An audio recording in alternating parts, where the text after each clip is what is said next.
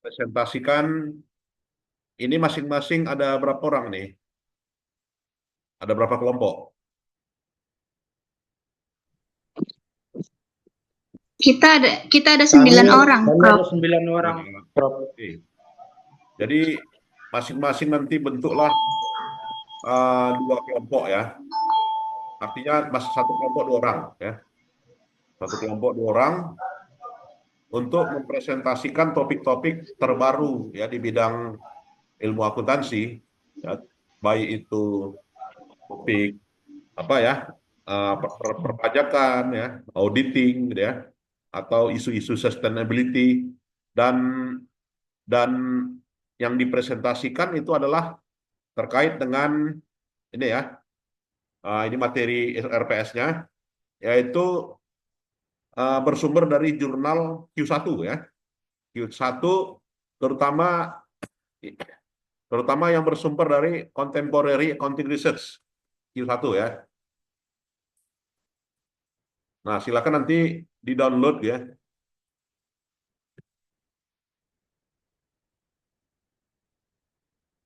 Ya, Bapak Ibu download eh, dari Wiley ya. Dari Wiley Online Library gitu ya. Nah, seperti ini gitu ya. Saya contohkan.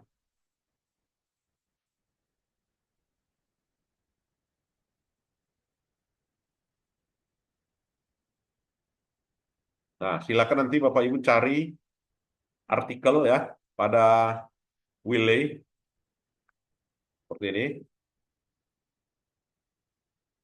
ya.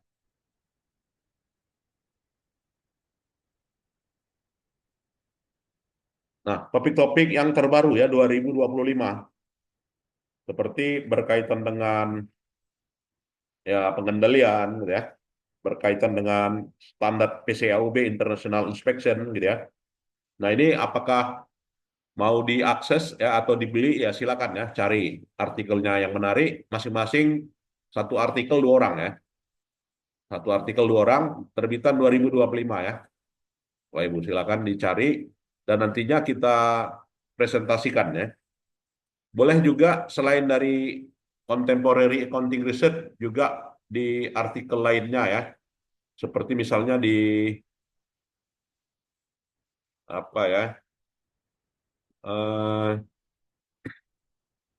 Ya silakan aja dicari ya terkait dengan contemporary accounting research paper masing-masing kelompok ya, apakah mau isu yang terkini adalah sustainability gitu ya, atau isu auditing gitu ya, atau isu eh, information system technology ya. Oke, dipersilakan. Dan nantinya Bapak Ibu apa ya, untuk UAS-nya itu berupa paper publish di Scopus. Nah, jadi masing-masing nanti punya luaran gitu ya. Ini adalah punya publikasi Scopus. Silakan dicari kemanapun gitu ya. Nah, silakan dicari dan mulai ancang-ancang lah ya mana yang pas gitu kan.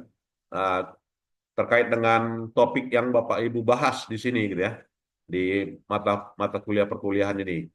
Nah, itu nanti siapkan dua orang satu paper ya, satu kelompok satu paper untuk nilai UAS-nya di publikasi di Scopus. Apakah di conference silakan ya, apakah di jurnal ya dipersilakan. Nah, itu.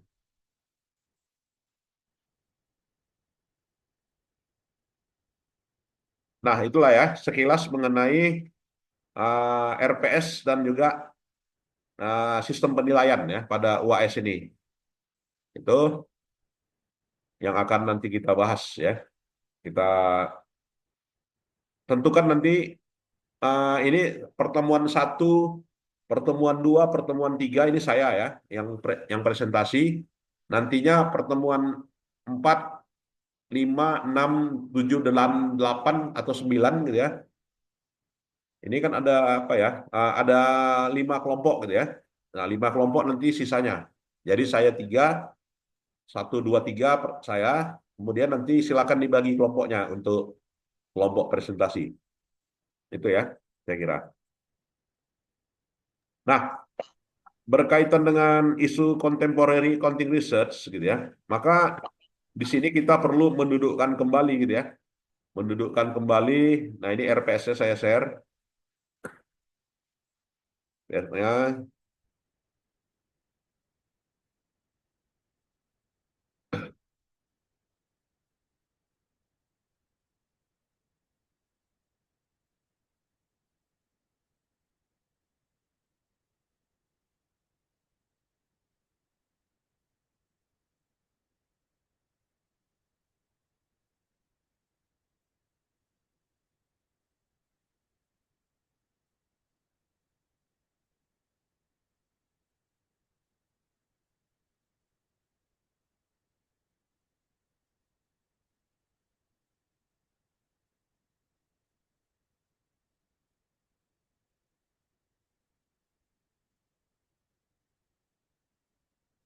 ya.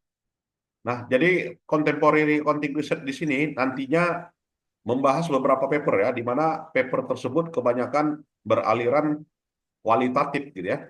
Maka eh, dalam perkuliahan 1, 2, dan 3 gitu ya, kita membahas mengenai karakteristik riset kualitatif gitu ya.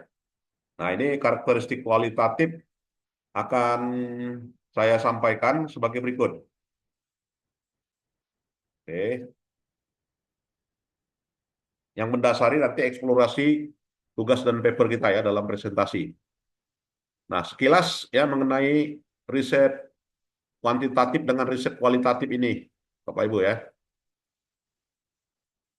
Jadi dalam penelitian sosial ya, terdapat dua mazhab gitu ya, atau dua pendekatan gitu ya, yaitu pendekatan kualitatif maupun juga pendekatan kuantitatif ya, di mana ini berkembang sesuai dengan perkembangan ilmu pengetahuan ya, dan makin banyaknya penelitian yang dilakukan, di mana perbedaan keduanya baik secara metodologi maupun juga idiom yang digunakan seperti responden untuk kuantitatif maupun juga informan ya untuk kualitatif. Nah, jadi di sini istilah ya responden ya untuk kuantitatif dan informan untuk kualitatif ya, yang dalam hal ini nantinya banyak di riset dalam riset contemporary accounting research ya. Nah, menurut Lewis ya dan Anis Kariri 2020 menyatakan bahwasanya riset kuantitatif itu adalah pendekatan yang dalam usulan penelitian, proses, hipotesanya turun ke lapangan ya, dan mengambil kesimpulan dari data ya, dengan menggunakan aspek pengukuran perhitungan, rumus, dan kepastian numerik. Nah, sedangkan riset kualitatif itulah pendekatan yang dalam usul penelitian, proses ya, nah, turun ke lapangan, kesimpulan sampai dengan penulisannya menggunakan aspek kecenderungan ya, dan non perhitungan numerik, situasional, deskriptif, interview mendalam, kemudian analisa isi, bola salju, dan juga story. Nah, di mana yang namanya riset kualitatif gitu ya, esensinya menurut Levy tahun 2014 gitu ya, riset kualitatif itu untuk memahami gitu ya, untuk menjelaskan, understanding ya, explaining ya, untuk memahami, untuk menjelaskan, untuk menggambarkan, describing ya, untuk apa ya, untuk menelusuri, kemudian juga untuk menghayal ya, iluminasi, kemudian juga menggambarkan secara kronologis dan mendokumentasikan kehidupan sosial. Nah, ini esensinya riset kualitatif nantinya yang Bapak Ibu akan presentasikan ya pada pertemuan 4, 5, 6, 7, dan 8 ya. Di mana fokusnya ya, bahwasanya difokuskan pada kegiatan apa yang biasa atau yang luar biasa ya dalam kehidupan sosial. Itu esensinya kualitatif ya. Dan esensi dari kualitatif di sini mempelajari realitas sosial gitu ya. Jadi realitas sosial yang meliputi mempelajari hal-hal yang alamiah, yang hal alamiah yang menginterpretasikan ya terminologi atau juga makna ya dari benda atau juga orang. Ini menurut Lincoln ya tahun 2020.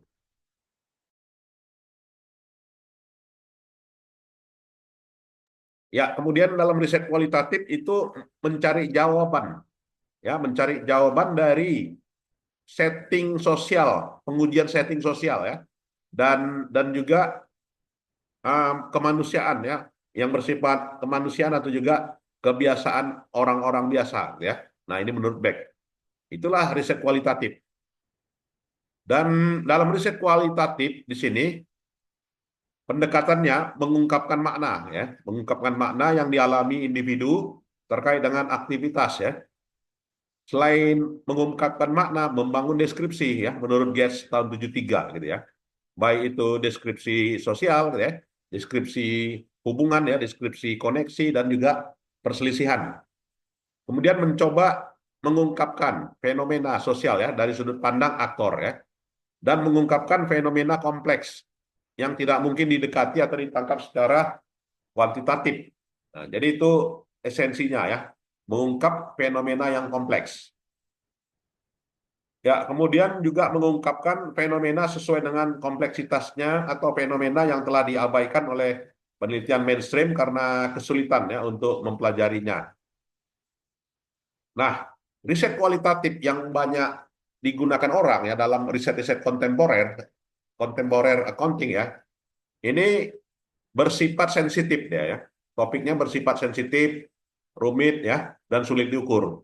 Nah, nantinya Bapak Ibu akan cari artikel-artikel yang bagaimana ini kriterianya merupakan kriteria yang masuk kategori rumit ya, sensitif dan juga sulit diukur dari jurnal Contemporary Accounting Research tadi ya, atau juga dari jurnal yang lain silakan ya.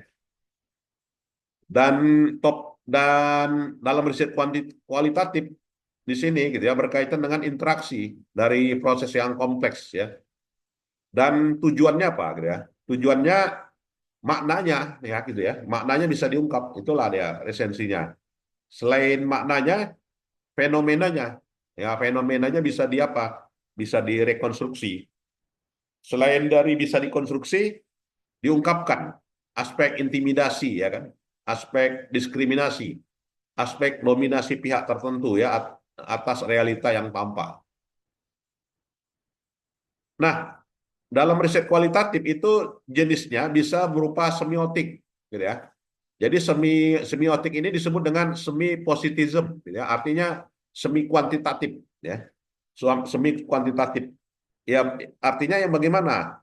Ya bersifat pengungkapan, gitu ya, atau juga menafsirkan makna di balik realita yang terkandung dalam sebuah tanda sehingga diketahui bagaimana komunikator mengkonstruksi pesan yang disampaikan, ya. Contohnya misalnya mengeksplorasi gitu ya, atau melihat atau menggambarkan laporan keuangan gitu ya, bank syariah itu adalah riset semiotik. Jadi kalau di semiotik itu alirannya adalah aliran semi positivism gitu ya, artinya semi kuantitatif. Nah, riset kualitatif yang lainnya yang dalam hal ini banyak digunakan dalam riset kontemporer accounting diantaranya adalah case study. Ya, case study yang mengungkapkan makna di balik realita ya berdasarkan keunikan kasus yang diteliti ya. Kemudian jenis riset kualitatif adalah fenomenologi, yaitu mengungkapkan esensi makna di balik realitas berdasarkan pengalaman mendalam individu yang fenomena yang diteliti. Nah, jadi semiotik, case study, fenomenologi ya. Jadi fenomenologi itu contohnya bagaimana adopsi accrual accounting di pemerintahan. Nah, itu adalah riset kualitatif fenomenologi ya. Selain case study fenomenologi, yaitu etnometodologi. Nah, riset kualitatif di sini mengungkapkan makna di balik realita berdasarkan pada metode, ya, cara atau alam atau pikiran yang digunakan individu dalam menciptakan keteraturan ya atau keseimbangan dalam interaksi sosial ya. Seperti misalnya kewajiban pendidikan berkelanjutan bagi akuntan. Nah, jadi kalau berkaitan dengan topik itu adalah riset kualitatif contemporary accounting research yang bersifat etnometodologi gitu ya. Hanya apa ya, mengungkapkan makna ya atas keseimbangan sosial. Kemudian riset kualitatif yang lain yang nantinya banyak di apa ya dibahas dalam beberapa tulisan paper 2025 itu, gitu ya, yaitu riset kualitatif jenisnya simbolik, ya symbolic interaction. Nah, di mana riset kualitatif ini mengungkapkan interaksi sosial individu dan menciptakan dunia simbolik atau dunia mereka sehingga membentuk perilaku manusia. Itu ya, artinya symbolic interaction. Contohnya bagaimana itu dalam riset accounting? Ya misalnya ya laba ya, simbol kemakmuran bagi pemegang saham. Nah, jadi laba itu adalah simbol gitu ya. Esensinya mengungkapkan makna ya. Simbol interactionism. Selain itu, riset kualitatif yang banyak digunakan juga dalam riset kontemporer yaitu etnografi. Nah, di mana riset etnografi mengungkapkan makna di balik realitas berdasarkan pada budaya yang membentuk keyakinan perilaku ya, cara berpikir individu dalam satu komunitas. Seperti apa contohnya riset etnografi ini dalam dunia accounting? Ya, misalnya berkaitan dengan culture organisasi, gitu ya, berkaitan dengan pelaporan keuangan etis, ya, itu adalah etnografi ceritanya. Selain itu, grounded theory. Nah, jenis riset kualitatif grounded theory mengungkapkan realita berdasarkan konstruksi lapangan, gitu ya. Artinya menemukan teori dari data, gitu ya. Riset kualitatif lainnya adalah critical theory. Artinya di sini riset kualitatif yang dalam ini banyak digunakan dalam contemporary accounting research, yaitu mengungkapkan realita, ya munculnya dominasi, gitu ya, tekanan, ketidakadilan, marginalisasi, gitu ya, yang merugikan kelompok tertentu sehingga mereka perlu untuk diajak berubah, ya. Contoh contoh critical theory itu apa? Ya misalnya uh, laba, gitu ya. Laba itu merupakan gambaran ukuran ya bagaimana buruh itu dieksploitasi. Semuanya ter muncul dalam suatu realita yang namanya laba, begitu ya. Kenapa perusahaan dapat laba ya? Karena ada orang yang dieksploitasi, gitu ya, yaitu buruh. Jadi laba itulah cerminan eksploitasi, gitu ya.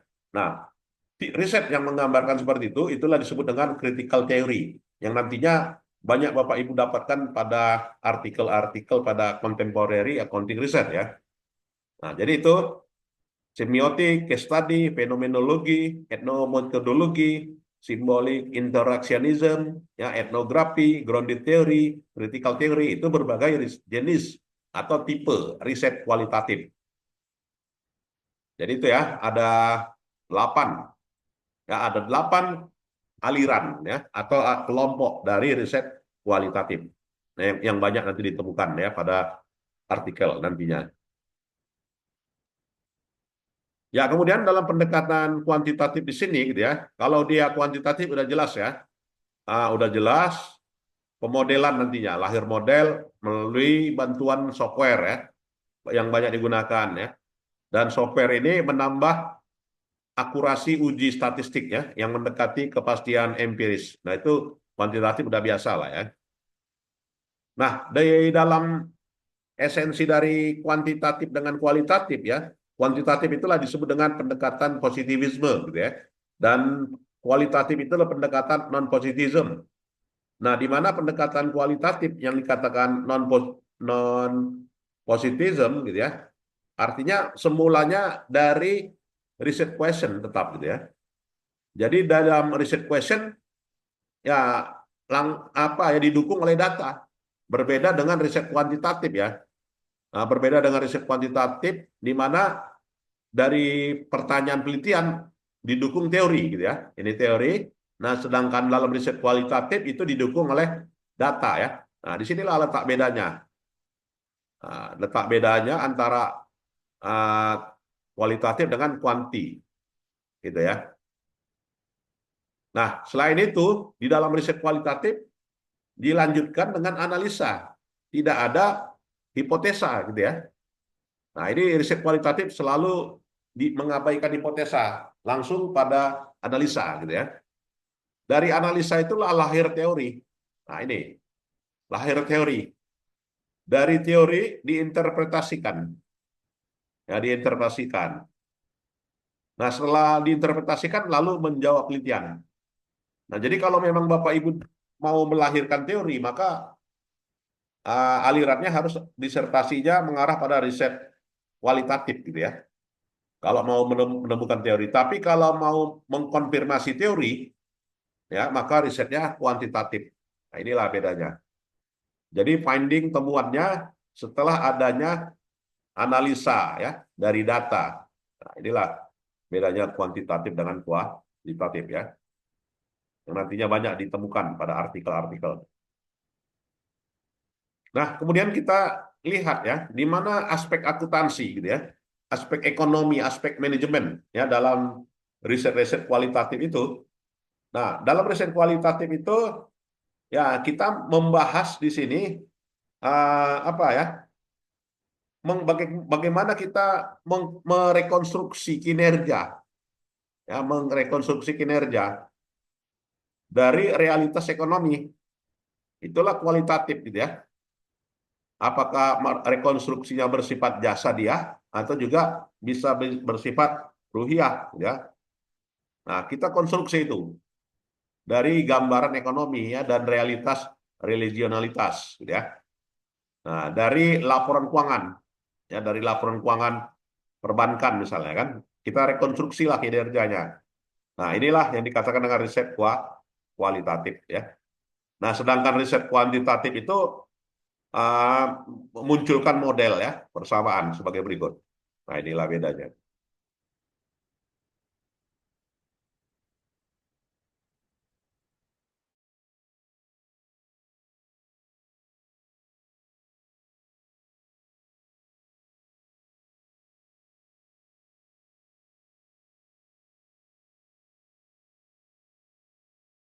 Ya, baik.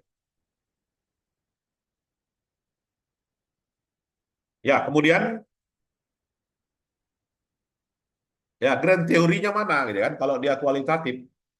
Nah, grand teori tidak harus ada ya. Karena tadi kan analisa kan dari data langsung analisa kan. Nah, makanya dalam riset kualitatif teori tidak harus ada. Jadi grounded teori dibangun dari pengamatan induktif yang menghasilkan teori. Nah, jadi yang namanya pengamatan induktif itu inilah tadi gitu ya. Pengamatan induktif itu adalah dari induktif yang berasal dari data. Dari pertanyaan langsung di tracing ke data.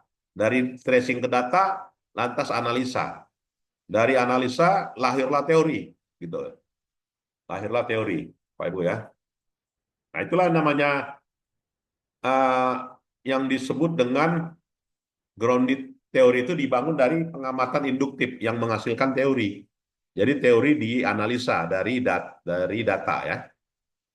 Nah, kalau beda kalau kuantitatif langsung dia kan teorinya grand teorinya ini, middle teorinya ini, applied teorinya itu gitu ya. Jadi baik itu langkah pertama, langkah kedua, langkah ketiga, langkah keempat sampai dengan langkah ke-11.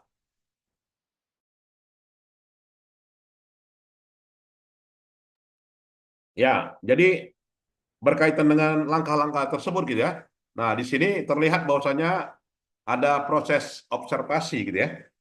Proses observasi, proses apa ya?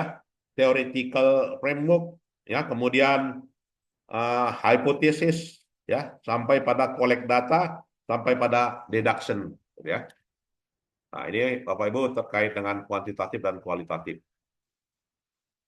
Ya, kemudian juga dalam riset kualitatif ya, itu cenderung apa ya?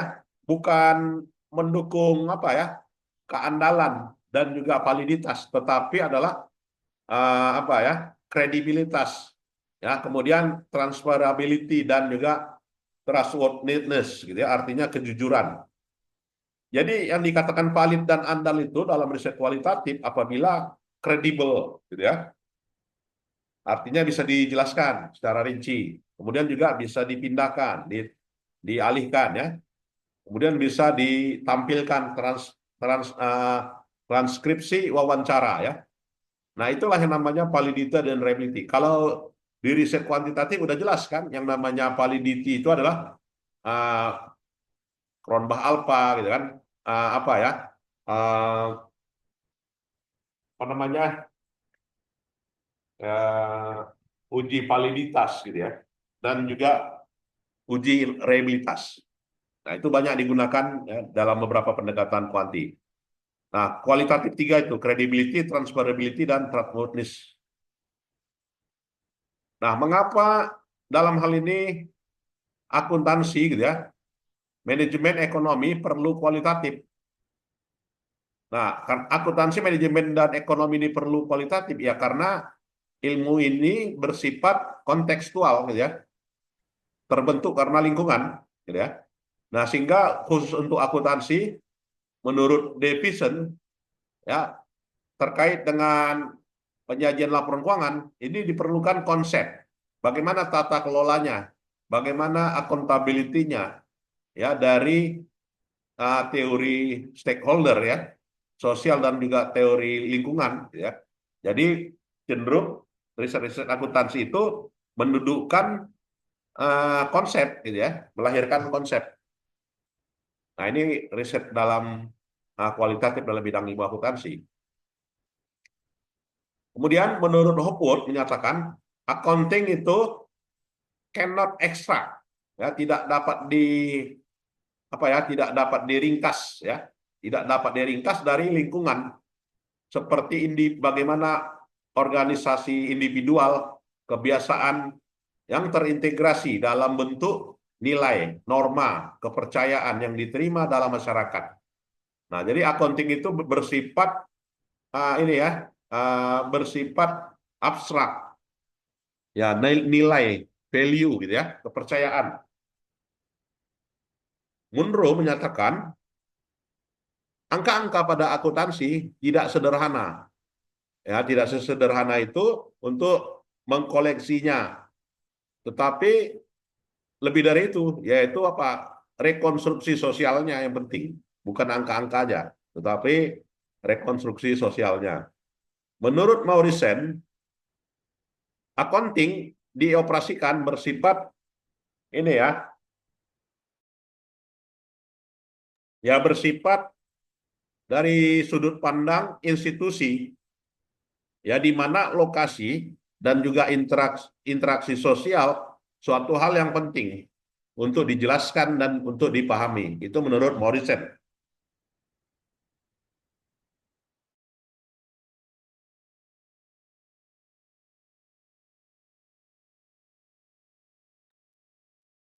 Ya, menurut Kopolewski tahun 96, accounting itu adalah bentuk institusi yang kemungkinan menunjukkan suatu proses seremonial yang secara simbolik menggambarkan dari organisasi itu komitmennya ya. Nah, itulah. Nah, jadi dalam riset kualitatif itu kita kita dapat melihat dari gambar ini gitu ya. Kira-kira sudut pandang gambar ini apa? Nah, itulah yang namanya riset kualitatif dalam akuntansi ini. Nah, misalnya seperti gambaran ini gitu ya. Apakah gambarnya macan ini adalah sayang anak gitu ya atau kejam ya. Nah, tergantung dari sudut pandang. Nah, riset kualitatif itu bersifat subjektif gitu ya. Subjektivitasnya tinggi. Dan dalam riset kualitatif itu kita contohkan ya, sampai dengan Juni 2019 ada 729 UMKM yang menerapkan e-commerce. Faktanya dari 727 itu gagal ya, stagnan, dan limanya sukses. Artinya mana yang kita teliti tentang penerapan e-commerce itu. Ya, jadi yang kita teliti adalah bukan bukan suksesnya, tetapi kenapa bisa gagal gitu kan. Nah, itulah esensinya riset kualitatif. Yang 5 ini ya diteliti. Itulah namanya riset kualitatif. Nah, jadi desain desain riset kualitatif itu dipilih berdasarkan pada topik ya, sesuai dengan bidang kajian, ya, kemudian bidang latar belakang, kemudian masalahnya, kemudian mengembangkan argumen, kemudian memilih tipe tipe riset kualitatif, kemudian memilih setting penelitian. 6 ini. Ya, dilanjutkan dengan menentukan metode pengumpulan data, menentukan data dianalisa, menginterpretasi dan diskusi temuan, dan membuat laporan ya. Dan pertanyaan dari riset kualitatif ini hindari ya, jangan kita pakai ya yang namanya ini istilah pengaruh ya. Dalam riset kualitatif itu nggak ada pengaruh.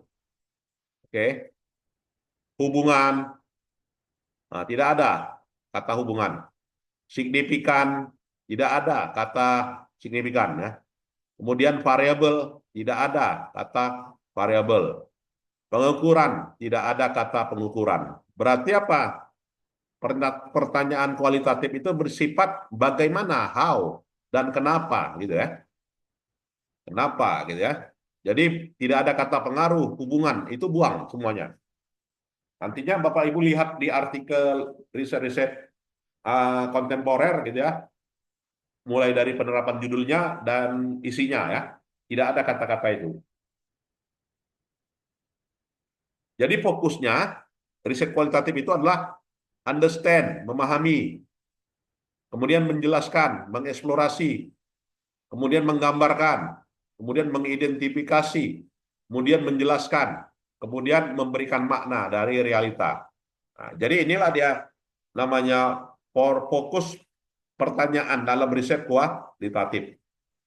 Contohnya gimana?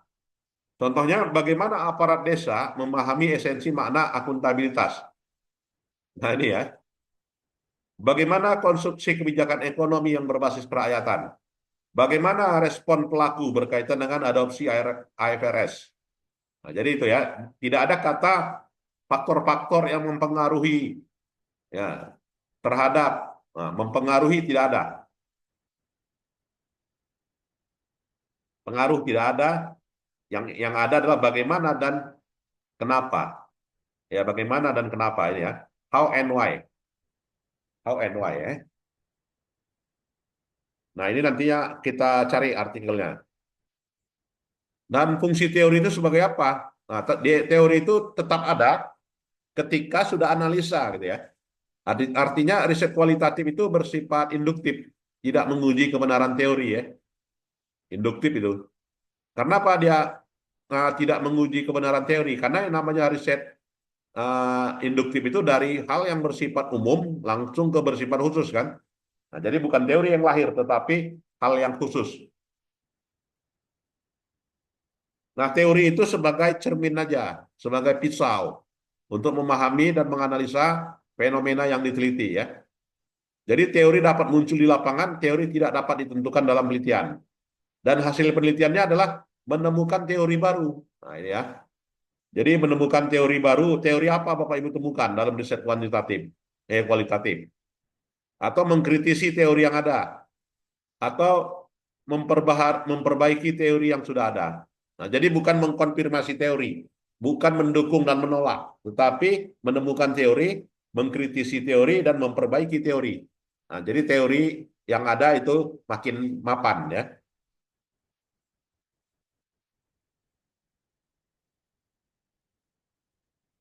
Ya mungkin ada kita diskusikan, silakan kalau ada.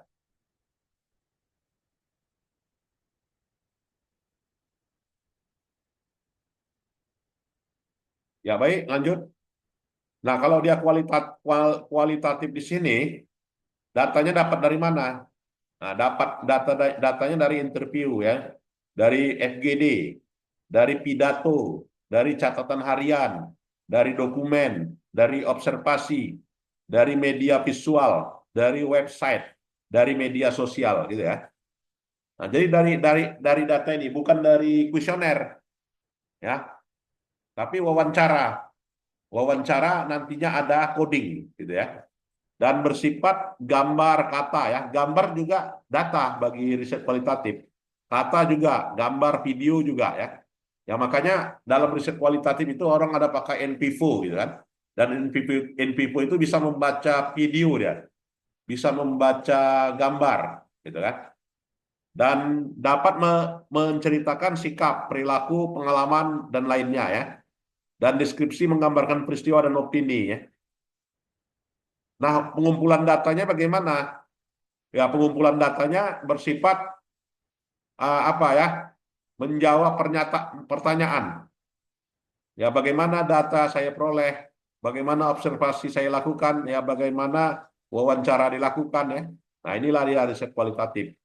Dan pengumpulan datanya observasi, ya, dengan cara mengamati. Nah, inilah kalau dia wawancara, maka ada nanti coding, ya, codingnya. Jadi dari uraian wawancara apa sih yang bisa dikodekan dari wawancara itu? Jadi ini menit keberapa, informannya siapa, uraiannya siapa. Makanya dalam riset kualitatif itu 5 orang pun juga bisa jadi apa ya? Bisa jadi data, gitu ya. Karena berdasarkan pada tabel hasil wawancara selain dari FGD, selain dari focus group discussion, gitu ya. Jadi, ya kemudian ada observasi. Observasinya tanggal, jam, ya kan, Kak, tempat kejadian maknanya apa? Maknanya misalnya tempat departemen akuntansi, ada 2 orang yang memperdebatkan perbedaan pencatatan dan atas premi asuransi. Si A menggunakan acuan Dirjen, sementara si B ngotot menggunakan IFRS. Nah, sehingga di coding apa? Regulasi laporan, ya, di mana regulasi laporannya masih bingung gitu ya. Kodenya apa? Kode tekanan eksternal, ya. Jadi ini pertanyaan penelitian kedua, ya.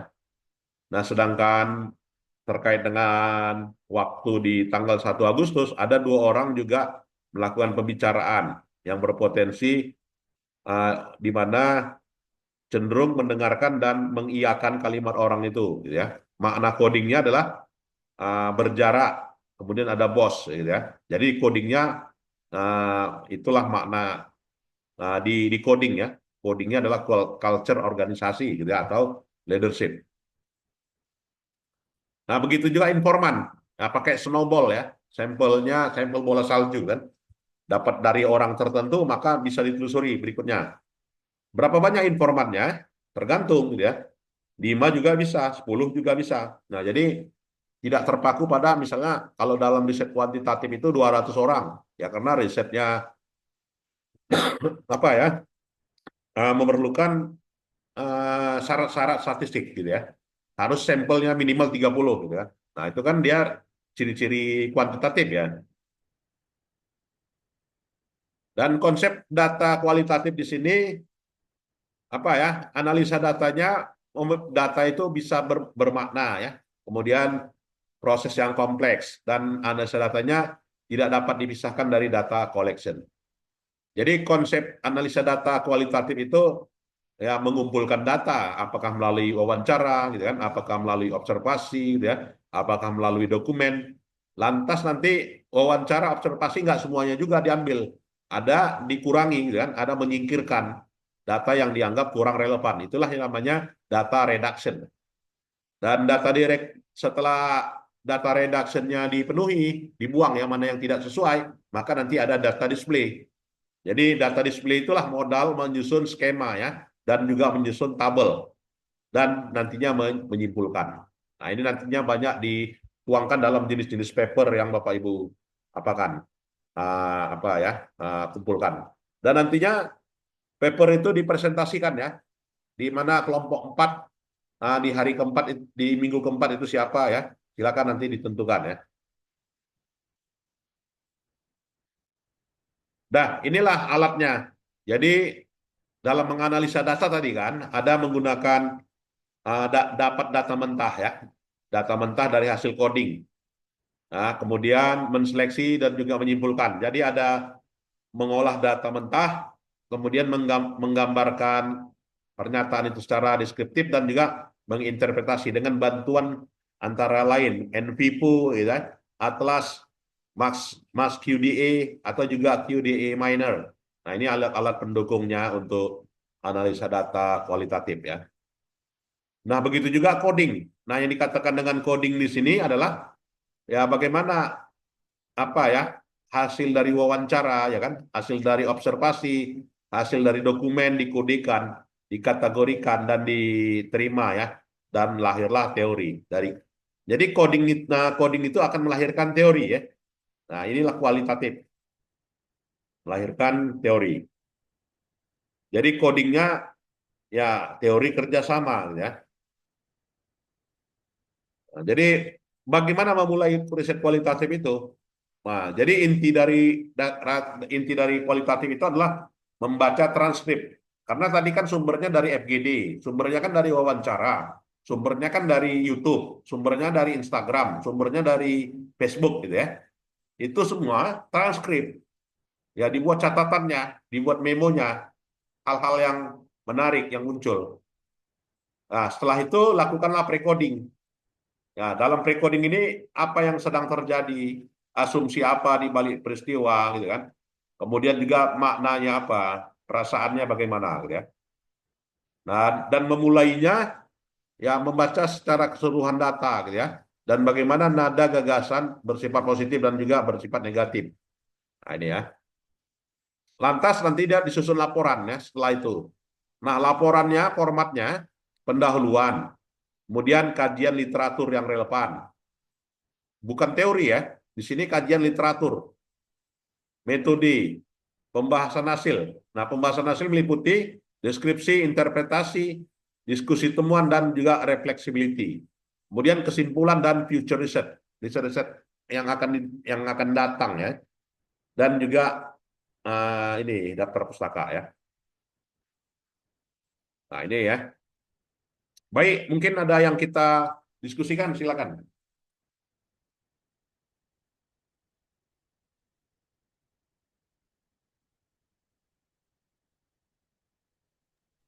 Ya, Boleh izin, ya silakan. ini menyangkut tentang tugas yang Prof berikan kepada Ya, kelas kami. ya. Seperti informasinya kan kami satu kelas ini